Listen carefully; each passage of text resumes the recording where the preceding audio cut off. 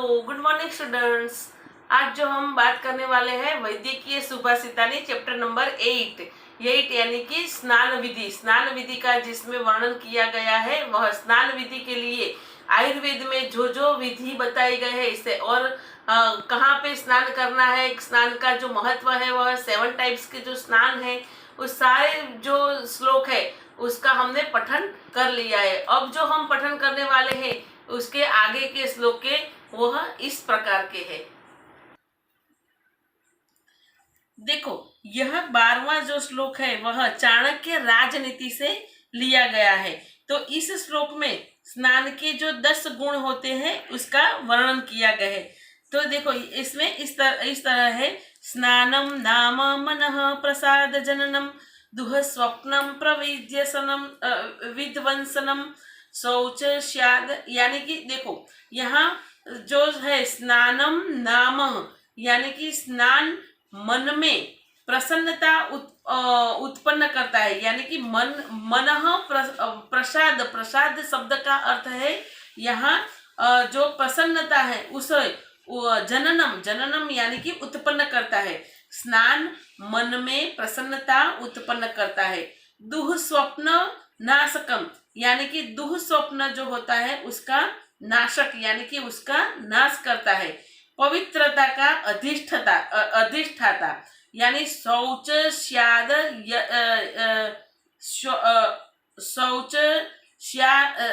शौच स्यायतनम तनम यानी कि तन यानी कि शरीर की जो पवित्रता का है उसका अधिष्ठाता है।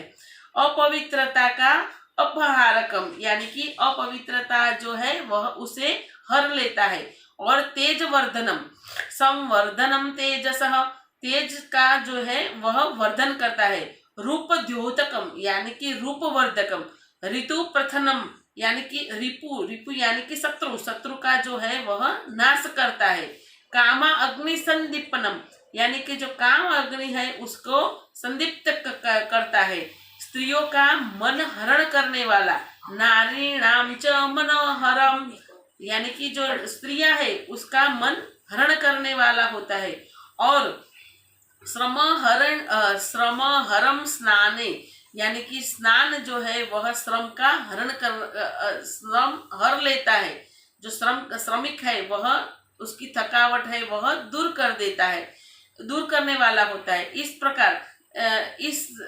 प्रकार में स्नान में ये 10 गुण रहते हैं। स्नाने 10 एते गुण। एते मीन्स इस प्रकार के जो 10 गुण है वह स्नान में रहे हुए हैं। तो स्नान के 10 प्रकार के गुण इस श्लोक में कहे गए। चाणक्य राजनीति में हमें बताया गया है कि स्नान जो है वह मन की प्रसन्नता उत्पन्न करता है। जो हमारे सुबह में उठ के जब हम स्नान कर लेते हैं तो हमारा जो दुह स्वप्न होता है उसका भी नाश हो जाता है। और पवित्रता का हमें एहसास होता है। स्नान जो है वह हमारा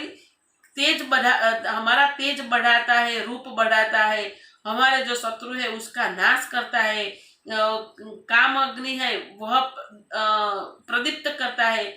जो स्त्रियां है स्त्रियों के मन का हरण करने वाला होता है।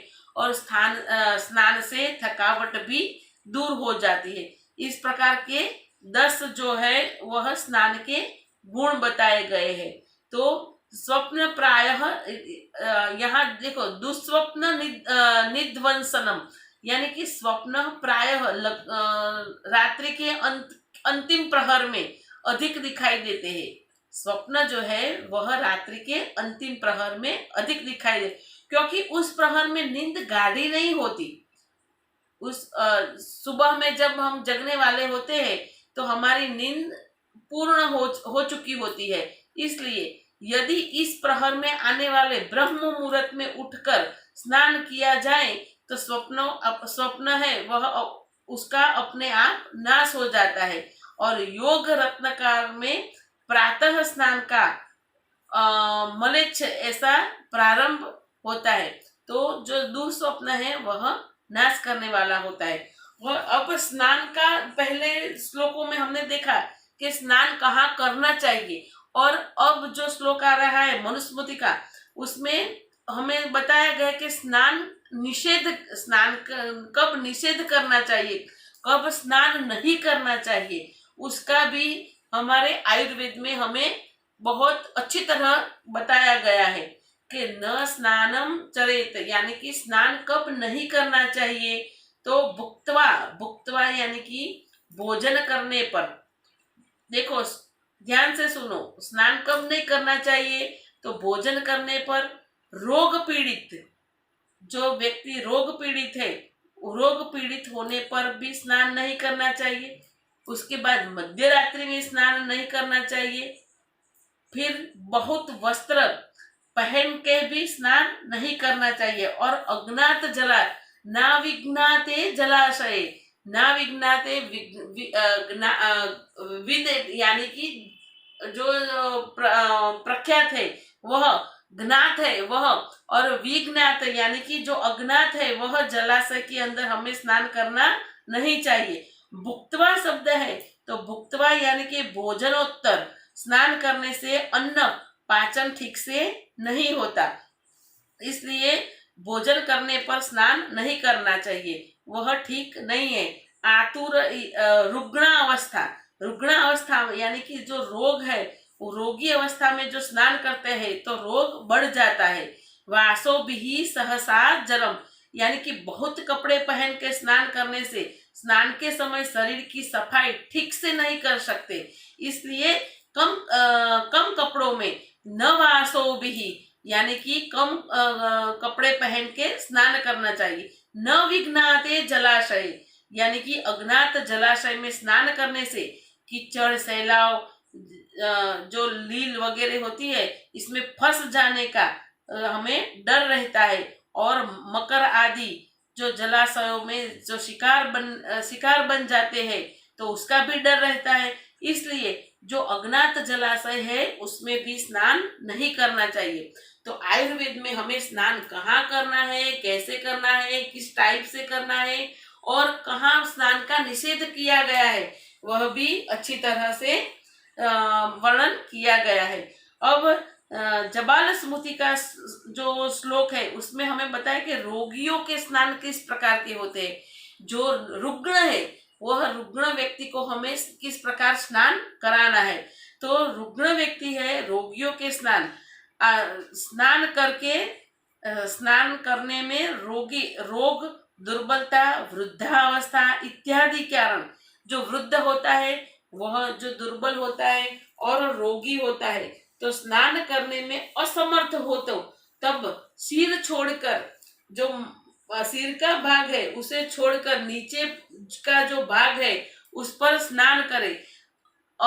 ऐसा न करना हो तो स्नानम मार्जनम देहिकम विदुहु, यानी कि जो कपड़ा गीला करके शरीर को पोंछ दे, इस तरह का रोगियों को स्नान करा सकते हैं। तो स्नान करने में रोगी हो, दुर्बल हो और वृद्धावस्था के कारण जो स्नान करने के लिए असमर्थ होता है, उसको सिर छोड़कर सिर के नीचे पानी डाल के या गीले कपड़े से शरीर को पोंछ के स्नान कराया जा सकता है। उसके बाद अशक्तो वारुणे स्नान आग्नेयादि समाचरित, जल स्नान करने में असमर्थ होने पर आग्नेय आदि स्नान कर सकते हैं। कोई बीमारी से युक्त है तो वह स्नान करने के लिए समर्थ नहीं है, तो उसे हम जल स्नान भी, जो वारुण स्नान सबसे अच्छा स्नान कहा गया है, सबसे महत्व का, वह न कराते हुए आग्नेय आदि जो 7 टाइप्स के जो स्नान है उसमें से कोई भी प्रकार का, यानी कि मंत्र स्नान करा सकते हैं। तो वेद मंत्र पढ़ के, हाथ में पानी लेके वेद मंत्र पढ़ते हैं और सारा पानी का छंटकाव शरीर पर कर देते हैं, इस प्रकार का स्नान भी कर सकते हैं। व्यवहारिक दृष्टि से जल स्नान सब स्नानों में श्रेष्ठ है, पर सर्वेशाम एव श्लोक हमने पहले देखा है इस तरफ कि जल स्नान है सब स्नानों में से श्रेष्ठ है। जब उसमें असमर्थता, यानी कि जल स्नान करने में हम समर्थ न हो, तब हम जो जल स्नान है उसके अलावा आग्नेय आदि स्नान, जल स्नान करें, और उसमें भी जब असमर्थता हो तो आग्नेय आदि स्नान कर सकते हैं। यह हमने स्नान के जो विधि है इसमें इतने श्लोक देखे। अब आगे के श्लोक है हम अब दूसरे वीडियो में देखेंगे।